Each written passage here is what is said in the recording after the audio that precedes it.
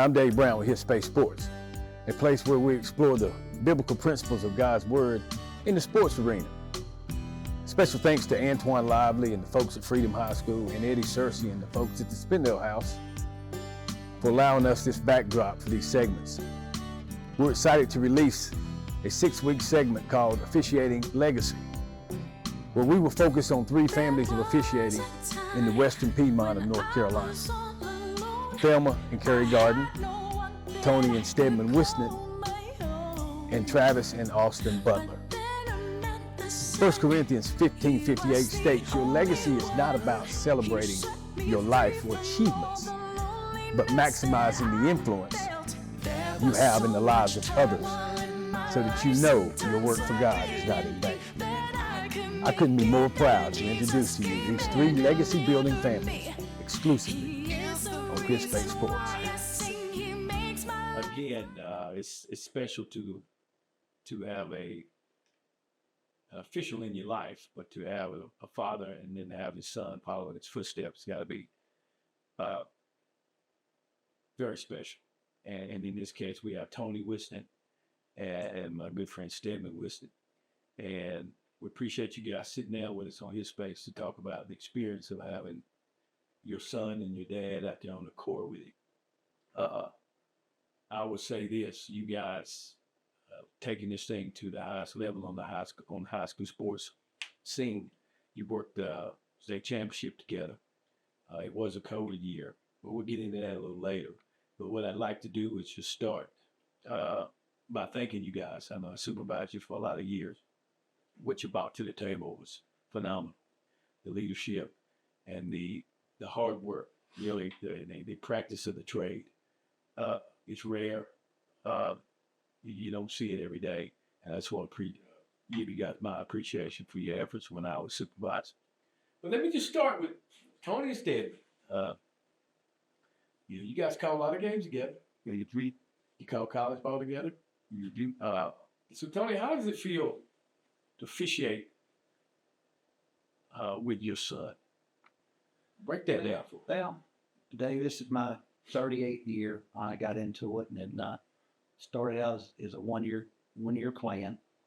Ron Swink got me into it and told me to try it 1 year. Didn't like it, to get out. 38 years later, I still tried. Yeah. And then Stedman come along, and I discouraged him from officiating because I want to protect him from the abuse. Yeah. And when I say abuse, from the verbal abuses from the coaches, because I saw the culture change from kids being respectful to being disrespectful. Mm-hmm. And I didn't want to put him through that. And so I discouraged him for a couple of years. Do you really want to do this? And I tried to prepare him the best way. This is what you're going to expect. You're only going to make half of them happy. One side's going to be not happy. And so I tried to prepare him best I could and give him much experience and knowledge from my end to prepare him to when he went in, he wouldn't be shell-shocked when he started. So I think I've done that part. And I took him along and I protected him the first several years till I felt like he got his feet under him and covered him by that and done things. Then I kind of turned him loose when I felt like it was time to, I think he can do it. It's himself. And I didn't have to follow it anymore. So that's how I kind of got started, and then kind of got him involved at the age of, 18, 19, what? I'm not sure, Stan, what? Let's see. Graduated in 2009, went off to junior college and came back home. Well, let's say probably around 2021. Yeah. Well, how was it for you, Stedman? I mean, look, you're following your dad's footsteps. Your dad was pretty successful. You're a successful college official. I remember you had a couple things working against you. One, he's Tony's dad. They're going to hand it to him. Tony's his dad. They're going to hand it to him. He doesn't have to try as hard as us. Talk to us about what is it like being out there with Tony? What is it like, the stigma that you had to grow through that? You did very well at it. But talk to us about that a little bit. I guess starting out when I was younger, I would travel with him to watch his ball games, his college games. I always thought it was pretty neat to travel. Get in a little bit later than we should. Of course, being a kid, that's not a big deal. You want to stay up all night anyways. So traveling with him probably around the age of 10 or 11, all the way up till we got my permit, the license, and I could drive him. That's kind of like his personal chauffeur, if you will. Yeah. Roll his bag, drive him to the school, that sort of thing. I guess I thought that aspect was pretty neat, being able to travel and watch the games. And then once I got back for junior college, I was able to, of course, try it out and started the rec level, the middle school level, the JV level, where everybody ought to start and climb the ladder, do it the right way. And then we got together the last, I guess midway through when I was starting out, we started to be able to do some varsity games together after I was working for you doing split schedule. And I guess at a younger age, I always thought it would be a really neat thing just to be able to share that moment. Not so much the travel, but the moment of being able to work those games together. Mm-hmm. Because that wasn't as much of my goal early on as it is now. I mean, I guess my goals came down to a much more approachable level. Yeah. When I first started out, I had my sights on NBA and Division One. And this business, you learn real early to be humble. Yeah. Stay humble. Yeah. And going back to what you said about having to follow in his footsteps, maybe I had to try as hard as everybody else. Maybe the first couple of years, I didn't feel like I had to try as much. And then the older I got, went on my own. It didn't matter who my last name was, what pedigree followed it. You had to bust your butt as much as everybody else. Yeah. So went off to a couple of D1 camps, got humbled up pretty quick. Yeah. Went to try out for the grassroots system for the NBA and got humbled very, very quickly. Yeah. And then I realized NBA was not the route for me. And then I realized that D1 was not as much of a achievable goal as I originally thought it was going to be. Yeah.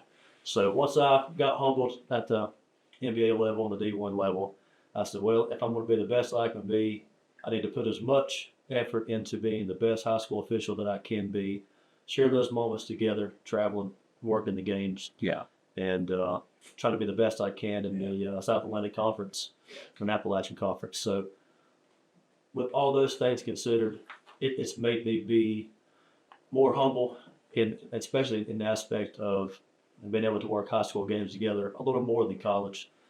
Just being able to share those moments means more to me than anything. In the beginning, as I said, I wanted the NBA and D1 goals, and now I'm over the moon just being able to work Division II and high school games together. Yeah. So, well, Tony, I'm gonna poke at y'all a little bit because you guys are special to me in my heart. You're not as hard a character as your dad is. You got a soft start. You and your bride of next April or next fall? Next fall. Maddie? Oh, Madison. Maddie, yeah. So me and my dogs come and hang out with you and Maddie at the bark in the park thing. We bring Wrigley, Yogi up. We all let them run the field. And your dad knew how tough this business was, but you had to learn that. It's a different game. And it seems to me that is permeated through your heart now, and that you see that, you know what, I'm actually sharing with my dad where I'm on the high school level and be the best I can be. And you know what? I think the reality of what you want to do as an official is hit home. Would that be correct? I'll have to agree.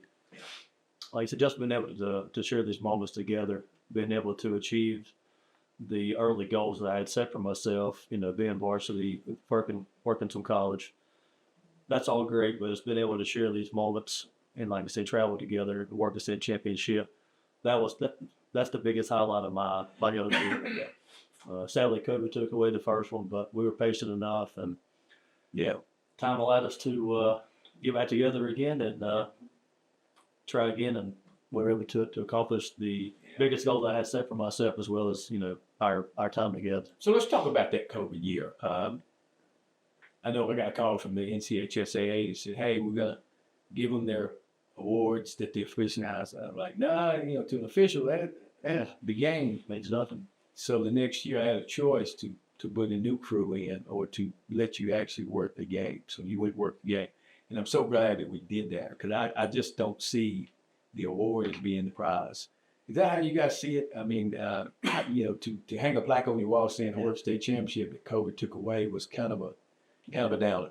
Yeah, I never chase trophies. Yeah, I never chase paper, never chased achievements. I chase goals and try to achieve goals. And if I do get rewarded, so be it. But I want to be the person to give back to them. And the STEM and other officials throughout the state. And that's something that I think I've grown through the years of doing. There's many years that a lot of officials didn't know what I was doing behind the scenes with going back dating 20 years ago with Kenny, that boy I was doing things and just kept it on the low key on your table.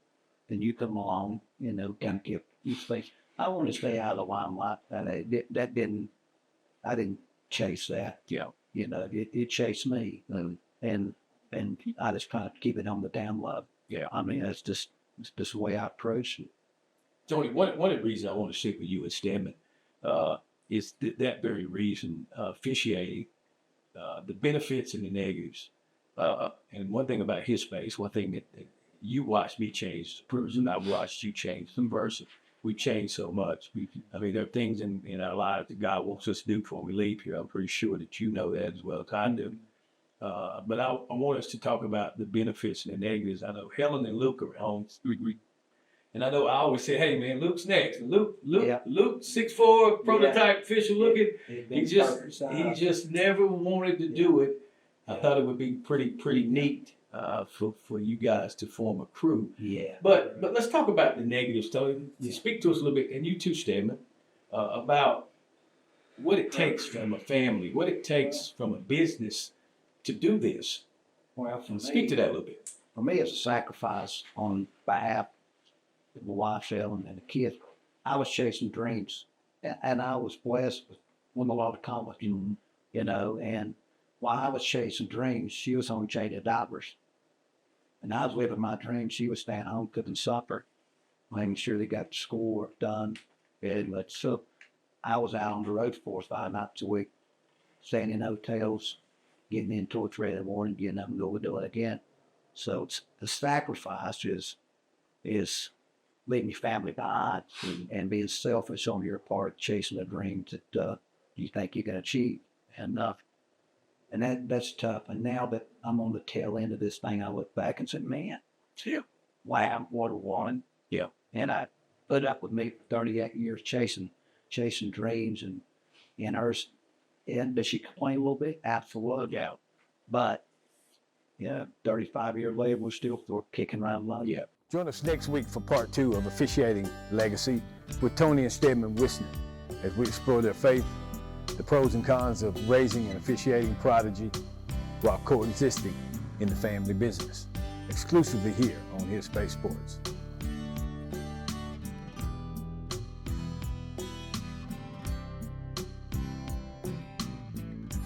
There was a time when I was all alone. I had no one that I could call my own. But then I met the sun. He was the